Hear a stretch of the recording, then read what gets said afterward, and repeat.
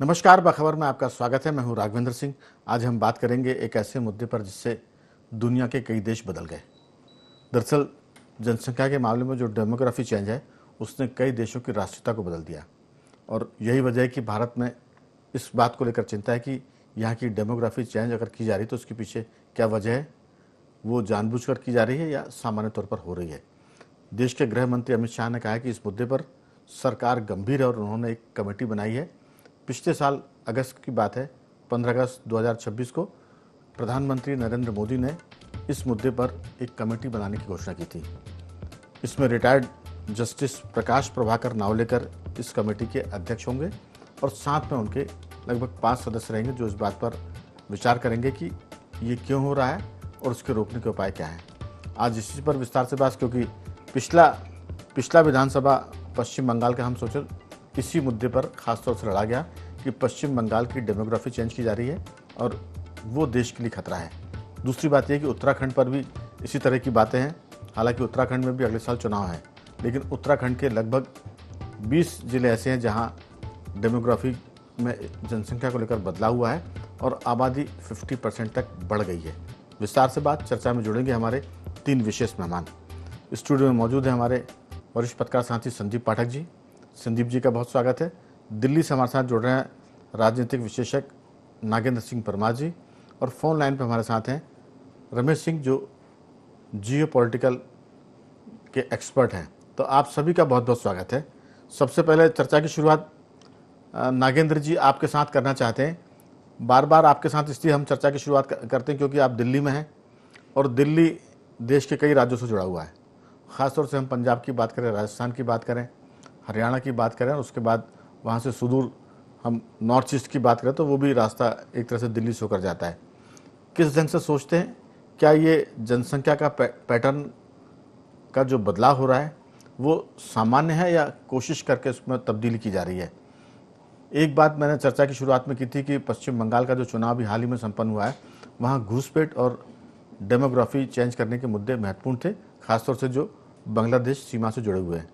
अभी देखने में आ रहा है कि वहाँ सैकड़ों की तादाद में बांग्लादेशी बांग्लादेश जा रहे हैं पश्चिम बंगाल को छोड़कर।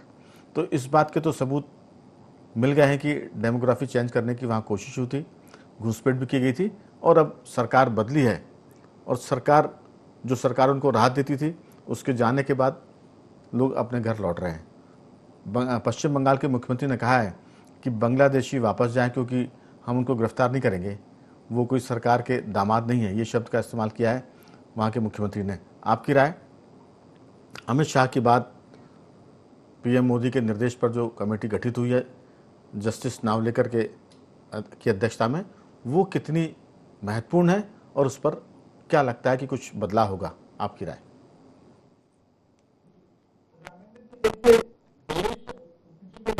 सुरक्षा को लेके, उसके भविष्य को लेके अगर कोई भी सरकार है वो अगर चिंतित है और वो किसी तरह के कुछ खतरे महसूस करती है डेमोग्राफिक चेंज को लेके, स्पेशली कब, तब जब वो असामान्य हो। अगर सामान्य डेमोग्राफिक चेंज है तो वो कोई बात नहीं, वो तो एक परिपाटी सी है, वो तो एक निरंतरता है प्रक्रिया की। लेकिन असामान्य जो डेमोग्राफिक चेंज है वो कहीं ना कहीं खतरों को इंगित करता है, जिसके अपने बयान में गृह मंत्री जी ने कहा भी है कि ये देश के वर्तमान के लिए, भविष्य के लिए एक खतरे के रूप में है। इसीलिए इस पे कमेटी बनाई गई और करने के लिए। और आपने अपने पूर्व संबोधन में भी कहा भी कि असामान्य डेमोग्राफिक चेंज है वो कई राष्ट्रों का, कई देशों का नक्शा बदल चुका है, वहां की काफी चीजों को बदल चुका है। और आप ये देखिए कि हमारे यहाँ जो डेमोग्राफिक चेंज है और जो घुसपैठियों की समस्या है, उससे देखिए ना, आपकी पूरा नॉर्थ ईस्ट उससे प्रभावित रहा है। बंगाल चुनाव में तो अभी हमने देखा ही, और बंगाल चुनाव के नतीजे आने के बाद की कैसे एक सरकार वहां बदली, तो आप देखिए किस तरह बॉर्डरों पे जाने वालों की लाइनें लग गई हैं, उसको आप देखिए। और सिर्फ ये नॉर्थ ईस्ट और बंगाल तक की सीमित बात नहीं है, आप इसमें देखिए उड़ीसा देखिए, झारखंड देखिए, आप उत्तराखंड देखिए, आप उत्तर प्रदेश तक ये समस्या है। और दिल्ली और एनसीआर में भी आसपास कहीं ना कहीं झुग्गी बस्ती, और इसमें कहीं ना कहीं खबरें आती रहती हैं गाये बगाए कि किस तरह रोहिंग्या और घुसपैठी है वो किसी तरह अपनी पहचान छुपा के कहीं ना कहीं रह रही है। बात सिर्फ घुसपैठियों के रहने भर की नहीं है राघवेंद्र जी, उससे भी बढ़कर बात यह है कि ऐसे अवैध रूप से आने वाले घुसपैठिए जिनका किसी रास्ते से, जिस देश में कोई रास्ता, हम जिस देश के नागरिक है उस देश से हमारा एक कनेक्टिविटी होती है। कनेक्टिविटी किस बात पे कि हमारा देश प्रेम हमारे साथ जुड़ा होता है, देश के साथ हमारी भावनाएं जुड़ी होती है, देश के साथ हमारे विचार जुड़े होते हैं। लेकिन घुसपैठियों के तौर पे आने वाले ज्यादातर लोग हैं करने के लिए, उनके साथ क्या समस्या बनी रहती है, कहीं ना कहीं संसाधनों पे कब्जे किया एक समस्या आपको देखिए, कहीं ना कहीं सामाजिक तनाव के रूप में आपने को देखने को मिलती है, कहीं ना कहीं कानून व्यवस्था की समस्या को देखने को मिलती है। और जिस तरह की देश दुनिया में आजकल बातें चल रही है, बहुत सारे संपन्न देश जिस तरीके से प्रॉक्सी वार दूसरे देश के साथ लड़ते हैं, ऐसे में उन्हें जो चाहिए होते हैं स्थानीय तौर पे लोग होते हैं, तो ये कहीं ना कहीं घुसपैठी है, ये भी उनको मुफीद आते हैं। ऐसे में राष्ट्र की सुरक्षा के लिए और राष्ट्र की गोपनीयता के लिए एक गंभीर खतरा इनके लिए घुसपैठियों के चलते हो जाता है। तो इन सबको बात में ध्यान में रखते हुए किसी समुदाय विशेष के खिलाफ तो ये है ही नहीं, ये उनके खिलाफ है जो गलत तरीके से देश में आए या जहां असामान्य तौर पे डेमोग्राफिक चेंज हो रहा है, तो उसके बारे में तो चिंता करना कोई भी राष्ट्र जो राष्ट्र हित का ध्यान रखेगी सरकार, उसका चिंता करना, उसके ऊपर कार्रवाई करना उस सरकार का फर्ज बनता है। बिल्कुल आपने ठीक कहा। मैं दरअसल वो सब आंकड़े की हम तलाश कर रहे थे। आज़ादी के वक्त की अगर हम बात करें तो देश में जो हिंदू आबादी थी वो 84% से ऊपर थी और मुस्लिम आबादी उस समय थी 9.8% के करीब। अब 2011 की बात करें नागेंद्र जी, तो मुस्लिम आबादी बढ़ के हुई है 17% और हिंदू आबादी में उसी तरह से घटाव आया है। तो सवाल है कि 17% ये 2011 की जनगणना का आंकड़ा है। अब जब जनगणना होगी तो ये आंकड़ा और ऊपर जाएगा। तो अगर ये सामान्य है तो कोई दिक्कत नहीं है, लेकिन अगर ये असामान्य है तो फिर इसका मतलब कि देश के भीतर डेमोग्राफी चेंज करके, घुसपैठ करके देश के पॉलिटिकल सिस्टम को, डेमोक्रेटिक सिस्टम को भी प्रभावित करने की कोशिश है। क्योंकि जो घुसपैठी आते हैं वो उन पार्टियों की मदद करते हैं जिनकी सहायता से वो भारत में नागरिक बनते हैं और यहाँ की चीज़ों का उपभोग करते हैं। तो ये चिंताजनक मामला है, क्योंकि अगर हम बात करें सनातन की, तो ये दुनिया में अकेला भारत है जो ऐसा देश है जिसने कभी धर्मांतरण नहीं कराया। ईसाइयों को हिंदू नहीं बनाया और मुसलमानों को हिंदू नहीं बनाया। लेकिन आप देखिए कि जो ईसाई देश है उनकी संख्या सबसे ज़्यादा है। इस्लाम की बात करें तो ये मक्का मदीना से शुरू हुआ था, गल्फ से। आखिर ऐसा क्या है कि ये पूरी दुनिया में फैल गया और उसके 56-57 देश हो गए। इसका मतलब कि जनसंख्या के आधार पर दुनिया पर कब्जा, जनसंख्या बढ़ेगी तो बादशाह होंगे, और अगर इसको करते हुए दुनिया से गए तो 72 हुर्रें मिलेंगी। तो ये जो फंडे हैं, मुझे लगता है कि इन सब पर सोचने विचारने की ज़रूरत है। और ये जो कमेटी बनेगी ये अपना तो निर्णय करेगी, लेकिन जो भारतीय लोग हैं, ख़ासतौर से हिंदू मुसलमान की बात करें तो मैं अक्सर कहता हूँ कि भारत के मुसलमान दुनिया के मुसलमानों से एकदम अलग है, क्योंकि ये सब कन्वर्टेड हैं। इसलिए आप इनको समझा सकते हैं और ये भी कह सकते हैं कि जो जिस ट्रैक पे वो जाते हैं, जाने अनजाने में, सारे लोग नहीं ऐसे, तो थोड़ा सा समझदारी की ज़रूरत है। मैं लौटूंगा आपके पास। रमेश सिंह जी हमारे साथ फ़ोन लाइन पर है। रमेश जी, आप क्या सोचते हैं, डेमोग्राफिक चेंज है, जनसंख्या में अचानक बढ़ोतरी होना किसी भी इलाके में, या ये सामान्य प्रक्रिया है? राघवेंद्र जी, ये बिल्कुल सामान्य प्रक्रिया नहीं है। इसमें मैं आपको बताऊं, जो डेमोग्राफिक चेंज हो रहा है इसमें सबसे महत्वपूर्ण योगदान और हाथ होता है तो वो इंटेलिजेंस एजेंसियां, डीप स्टेट, जो विदेशी शक्तियां होती है उनका होता है। ये डीप स्टेट और इंटेलिजेंस, अमेरिकी इंटेलिजेंस की जो षड्यंत्र है अब जाके हमारे सामने आ रहा है, जबकि ये बहुत कई दशकों पहले से ये काम कर रही थी, लेकिन संचार के साधनों का अभाव था, आम आदमी तक उन जानकारियों की पहुंच नहीं थी, इसलिए पता नहीं था। लेकिन ये नॉर्थ ईस्ट में जैसे ये जो डेमोग्राफिक चेंज हुआ ईसाइयों का, वो इंटेलिजेंस एजेंसियों का हाथ था। ये इंटेलिजेंस एजेंसियां अगली पीढ़ी के हिसाब से, मतलब लॉन्ग टर्म स्ट्रेटेजी के हिसाब से सब काम करती। आप देखिए, नॉर्थ ईस्ट जहां जहां डेमोग्राफी चेंज होती है वहां वहां अलगाव का लक्षण आ जाते हैं, अलगाववाद पैदा होने लगता है, आंदोलन होने लगते हैं। जो लोकल लोग हैं उन पर धर्म परिवर्तन का दबाव आने लगता है। अगर वो धर्म परिवर्तन नहीं करते तो उनके अस्तित्व को ही खतरा पैदा हो जाता है। सरकार ने जो, मोदी जी ने जो कमेटी बनाने का जो प्रावधान किया है ये बहुत जरूरी है। जैसे स्ट्रक्चर कमेटी बनी थी ना, तो स्ट्रक्चर कमेटी को आज हर कोई रेफर करता, क्योंकि डेमोग्राफी के मामले में बीजेपी को छोड़कर कोई भी पार्टी ये मानने के लिए तैयार नहीं है कि डेमोग्राफी चेंज हो रही है। तो कम से कम ये रिपोर्ट अगर आ जाएगी तो वो रिपोर्ट एक मील का पत्थर साबित होगी, सबके लिए एक माइलस्टोन होगी। दूसरी बात मैं आपको बताऊं, असम के मामले मुख्यमंत्री थे बहुत पहले, हितेश्वर शैकिया, तो उस समय ये डेमोग्राफिक चेंज के मामले पे एक बहुत बड़ा आंदोलन हुआ था असम में। तो उनने बड़ी बेशर्मी के साथ उस डेमोग्राफिक चेंज का बचाव किया था और ये कहा था कि मुसलमानों में शिक्षा का अभाव है, इसलिए उनकी जन्म दर अधिक है, जबकि पूरा आंदोलन ये था कि बांग्लादेशी घुसपैठियों के मुद्दे पर। तो मैं ये कह रहा था कि इंटेलिजेंस एजेंसियां होती है, ये क्या करती है, जैसे अमेरिकी डीप स्टेट है, जब ये इस तरह के षड्यंत्र के तहत किसी पूरी रणनीति के साथ पड़ोसी देशों से घुसपैठ कराते हैं, तो उनका उद्देश्य ये होता है कि ये वहां जाके संसाधनों पर दबाव बनाएंगे, वहां पे अराजकता पैदा करेंगे, वहां के लोकल लोगों का धर्म परिवर्तन कराएंगे। तो इनकी जो निष्ठा होती है वो उस देश के प्रति नहीं होती, जिस देश से जाते हैं या तो उस देश के प्रति होती है, या इनकी निष्ठा एक अदृश्य हाथों में होती, और आगे चल के भविष्य में ये उस देश की जो डीप स्टेट होता है उसकी विदेश नीति का टूल औजार बन जाता है। जैसे अभी आपने देखा पश्चिम बंगाल में ये चल रहा है, तो ममता बनर्जी घुसपैठ रोकने के लिए जो कांटेदार बाढ़ लगनी थी उसके लिए जमीन नहीं दे रही थी। अगर वो बीएसएफ के लोग उसको रोकने की कोशिश करते थे तो लोकल मुसलमान वहां दंगा फसाद करने लगते थे। अमेरिका का बांग्लादेश में बहुत पहले से दखल था, चीन का बहुत पहले से दखल था, आईएसआई का बहुत पहले से दखल था। तो नॉर्थ ईस्ट को अस्थिर करने के लिए ये रणनीति के साथ ये काम हो रहा था। ये जो बीजेपी सरकार आई है इसका एक सबसे बड़ा सबूत ये भी है, बीजेपी सरकार के आने के बाद बांग्लादेश में प्रदर्शन इस बात के हुए थे कि ममता बनर्जी का सपोर्ट करने के लिए तुम अलग देश बनाओ, हम तुम्हारा साथ देंगे। इसका मतलब ये है कि ये जो घुसपैठ हुई है, जो डेमोग्राफिक चेंज हो रहा था, ये एक षड्यंत्र था। अच्छा, डेमोग्राफिक सिर्फ पश्चिम बंगाल या असम में ही नहीं, पूरे नॉर्थ ईस्ट के अलावा झारखंड में तो बड़ा विचित्र किस्म का डेमोग्राफिक चेंज। वहाँ आदिवासी औरतों को बहला फुसला के शादी कर लेते हैं, इसके बाद वहाँ के लोकल यानी उनका तो वो दामाद बन गए तो वो संपत्ति पर भी अधिकार कर लेते हैं। तो ये उड़ीसा में भी बहुत ज्यादा हो रहा है, तेलंगाना में भी बहुत ज्यादा हो रहा है डेमोग्राफिक चेंज। ये सरकार ने ये जो रिपोर्ट ला रही है, ये कमेटी के द्वारा रिपोर्ट जो आएगी उसमें एक तस्वीर स्पष्ट हो जाएगी कि अस्वाभाविक डेमोग्राफिक चेंज किन किन क्षेत्रों में हुआ है।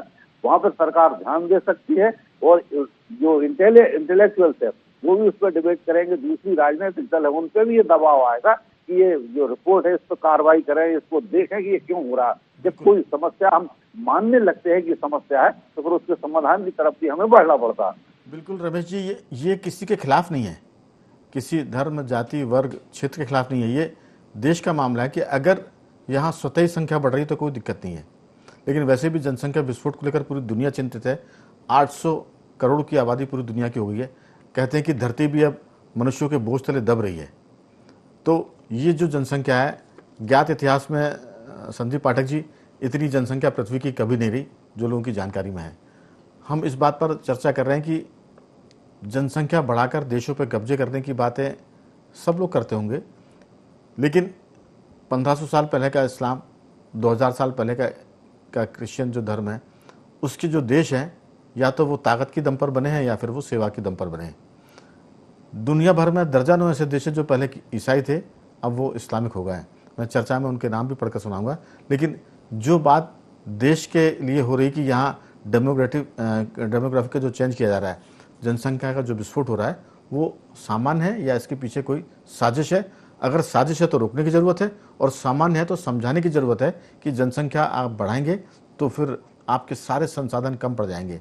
क्योंकि हम छोटा मोटा एक देश हर साल बनाते हैं, इतनी हमारे यहाँ माने संतानें पैदा हो रही है, जनसंख्या बढ़ रही है, तो खेती की अपनी सीमा है।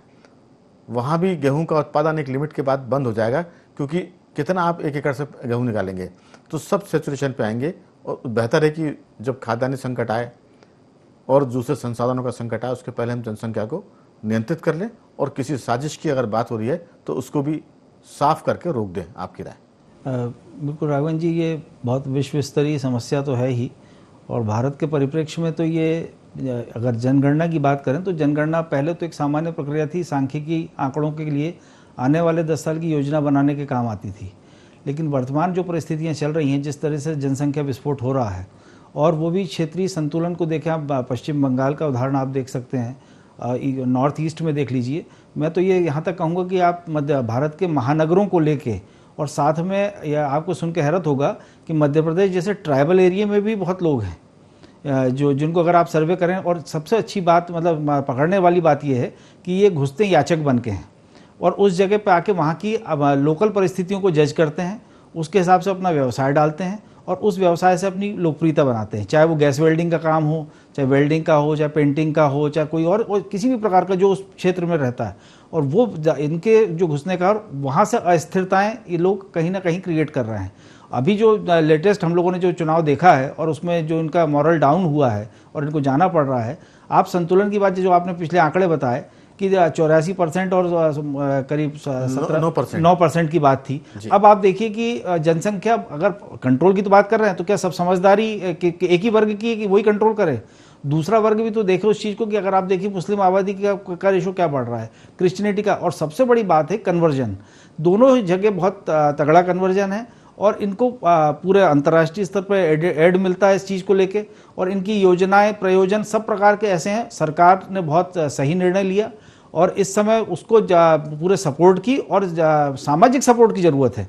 राजनीतिक इच्छा शक्ति तो एक किसी भी प्रयोजन के लिए मतलब पहला कदम होती है, लेकिन जब तक उसको सामाजिक सपोर्ट नहीं मिलेगा तब तक वो उतनी फलीभूत नहीं हो पाती। तो मुझे ऐसा लगता है कि इस समय जो अमित शाह गृह मंत्री ने जो हमारे कहा है और उनकी प्रधानमंत्री के निर्देशों के अनुसार, और ये जो कमेटी बनी है, बस ये कमेटी जितनी जल्दी अपनी रिपोर्ट दे और इसके क्रियान्वयन हो, मतलब वो जब सबसे ज़्यादा इंपॉर्टेंट है। ऐसा ना हो कि पाठक जी, कमेटी क्या कि अनाउंसमेंट हुआ था 15 अगस्त 2025 को, अब 15 अगस्त फिर से आने वाला, अब कमेटी बन रही है। यही बस ये जो देरी है, लेट लतीफी, क्योंकि ये बेहद संवेदनशील मुद्दे हैं, इन पर ये बहुत ही अति संवेदनशील है और इस पर बहुत ही संजीदगी से काम होना चाहिए।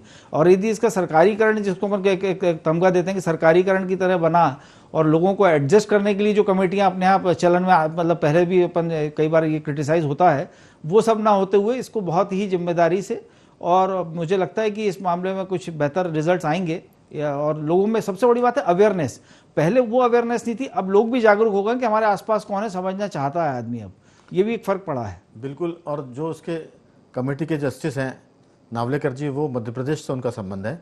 मध्य प्रदेश में वो 2009 से लेके 9 साल तक, लगभग 2016 तक यहाँ लोकायुक्त के वो चीफ रहे हैं और उनके कार्यकाल में काफ़ी कड़ी कार्रवाई भी की गई। लेकिन अब वो लंबे समय के बाद फिर से एक तरह से इस कमेटी के माध्यम से चर्चाओं में आएंगे और उनके साथ जो IPS अधिकारियों की टीम है जो काम करेगी, तो लगता है कि समय सीमा के भीतर वो अपनी रिपोर्ट भी देगी और सरकार भी उस पर काम करेगी, चाहे उसका पॉलिटिकल नुकसान हो या लाभ हो। नागेंद्र जी, आपकी राय? ये मामले अगर अभी शुरू हो रहे हैं तो हमें लगता है कि दूर तक जाएंगे। ये छोटी बातें नहीं है। दिखता है कि एक कमेटी बनी है, काम करेगी, जैसा पाठक जी भी कह रहे थे कि इसकी रिपोर्ट टाइम पर आनी चाहिए, बेशक आनी चाहिए, लेकिन अगर ये बन रही है, इस पर काम हो रहा है, तो इसके जो सिफारिशें होंगी उस पर काम करने का मतलब है कि देश में एक बड़ा बदलाव। आपकी राय? राजनीतिक इच्छा शक्ति से है और सरकार जिस तरह से कार्य कर रही है, इस पे लगता तो यही है कि ये कमेटी की जो भी सिफारिशें होंगी, जो भी इसका मूल्यांकन होगा, जो भी विश्लेषण करेगी, उस पर उतनी ही गंभीरता से उन सिफारिशों को सरकार लागू भी करेगी। और देखिए जरूरी भी है, क्योंकि जहां तक मेरी जानकारी, अब जो जनगणना का कार्य है, इसका भी तो हाउस लिस्टिंग है, सेकंड फेज में शायद इसमें जाति और समुदाय के बारे में भी जानकारी मिलेगी। तो सरकार के पास शायद मैं ये मानता हूँ कि 2027 के आखिर तक सरकार के पास वो डेटा भी होगा। अगर वो उसमें शामिल किया जाता है, जाति और समुदायों को भी शामिल किया जाएगा, तो सरकार के पास वो भी डेटा होगा। और शायद 1 साल के कार्यकाल में, 1-1.5 साल के कार्यकाल में जो कमेटी बनेगी, इसके पास भी अपने कुछ ना कुछ तथ्य होंगे, कुछ ना कुछ विश्लेषण होंगे इसके पास में, तो वो दोनों मिले जुले रहेंगे। और ये देश के लिए बहुत जरूरी है। बहुतेरे ऐसे मुद्दे थे कि राजनीतिक दल होते हैं, वो बहुतेरे मुद्दों पर राजनीति करते हैं और वो उनको हक भी होता है करने का, लेकिन बहुत सारे मुद्दों को छोड़ के कुछ राष्ट्रीय हित के, राष्ट्रीय संप्रभुता से, राष्ट्रीय सुरक्षा से जुड़े मुद्दे ऐसे होते हैं जिन पे राजनीतिक दल को दृढ़ इच्छा शक्ति जरूरी होती है और वाकई उन्हें राजनीति दलगत हितों से ऊपर उठ के कार्य करना होता है, क्योंकि वो राष्ट्र की सुरक्षा से और संपूर्णता से जुड़े होते हैं। मैं इस मुद्दे को वैसे ही देखता हूँ और ये बहुत इस समय की, वर्तमान की बहुत गंभीर जरूरत है।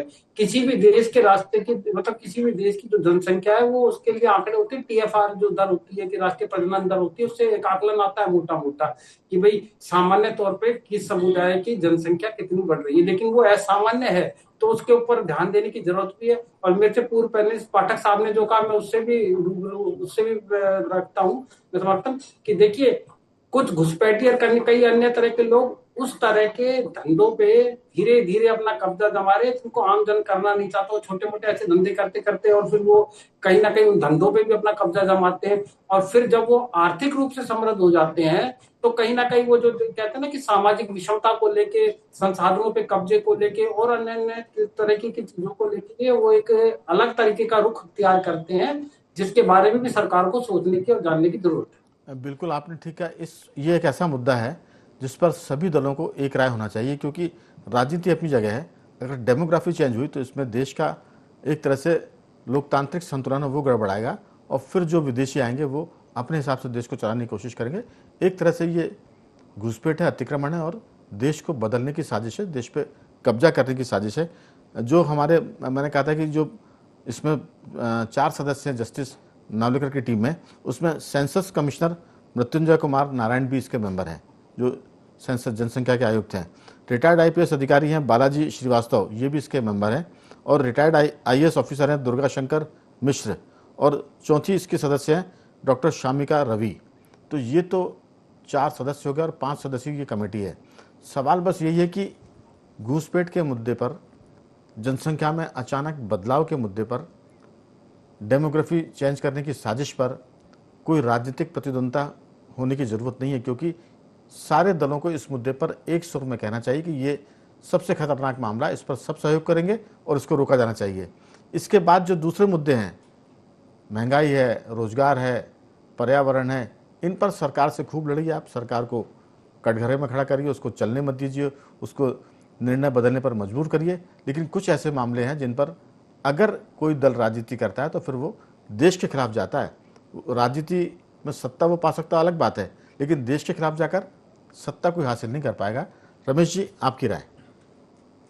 राघवेंद्र जी, इसमें सबसे महत्वपूर्ण जिम्मेदारी आती है जो इंटेलिजेंस एजेंसियां होती है उनकी और विदेश मंत्रालय की। इसमें फंडिंग सबसे महत्वपूर्ण काम करती है। इसमें फंडिंग आप देखिए, मार्को रूबियो जो अभी आए थे तो वो कलकत्ता इसलिए गए थे कि सरकार को, वहाँ के एक सांसद ने रूबियो को बहुत पहले एक पत्र लिखा था कि आप जब इंडिया जाए तो इंडिया में ये जो सरकार एक कानून लाने वाली है कि अगर कोई जो विदेशी फंडिंग लेने वाले अगर कोई उसका दुरुपयोग करते हैं तो उसकी पूरी संपत्ति छीनने का प्रावधान था।